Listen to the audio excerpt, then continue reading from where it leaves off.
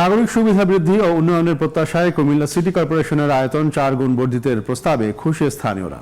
কুমিল্লা সদর, সদর দক্ষিণ, বুড়িচং ও লালমাইয়ে 4টি উপজেলার ইউনিয়নগুলো একত্রিত হয়ে দীর্ঘ আয়তন ও শক্তিশালী নগরী হবে বলে আশা তাদের। এর মধ্যে প্রস্তাবের যাচাই বাছাইয়ের স্থানীয় সরকার মন্ত্রণালয় থেকে গঠন করা হয়েছে কমিটিও। কুমিল্লা থেকে সেলিম রেজা মুন্সির রিপোর্ট, জানাচ্ছেন তানিয়া আহমদ। কুমিল্লা সিটি কর্পোরেশনের বর্তমান আয়তন 53.04 কিলোমিটার।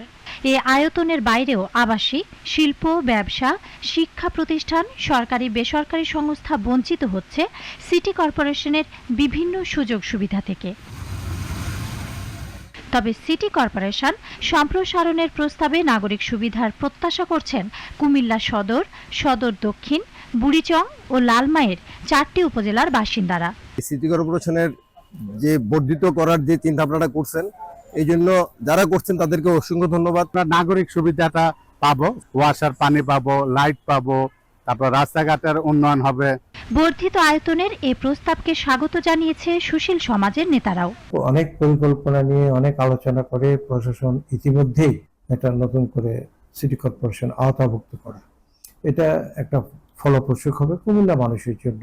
এই প্রস্তাবটি দীর্ঘদিনের উল্লেখ করে যাচাই বাছাই শেষে দ্রুত স্থানীয় সরকার মন্ত্রণালয়ে পাঠানোর কথা জানিয়েছেন সিটি কর্পোরেশন কর্তৃপক্ষ। আমরা খুব দ্রুত সময়ের মধ্যে এটা আমরা মন্ত্রণালয়ে পাঠিয়ে দেব। আর এখানে আগে ছিল আমাদের 53 বর্গ কিলোমিটার, বর্তমানে যেটা আছে এটা আমাদের প্রায় 235 বর্গ কিলোমিটার প্রস্তাবনা আমরা পাঠাচ্ছি। এতে করে রয়েছে কুমিল্লা সদর উপজেলা, কুমিল্লা সদর দক্ষিণ উপজেলা, লালমাইয়ের একটি অংশ এবং বুড়িচংয়ের হচ্ছে ময়নামতি ইউনিয়ন। সিটি কর্পোরেশনের বর্ধিত হওয়ার প্রস্তাবে নতুন এলাকার নাগরিকদের মধ্যে চলছে খুশির আমেজ।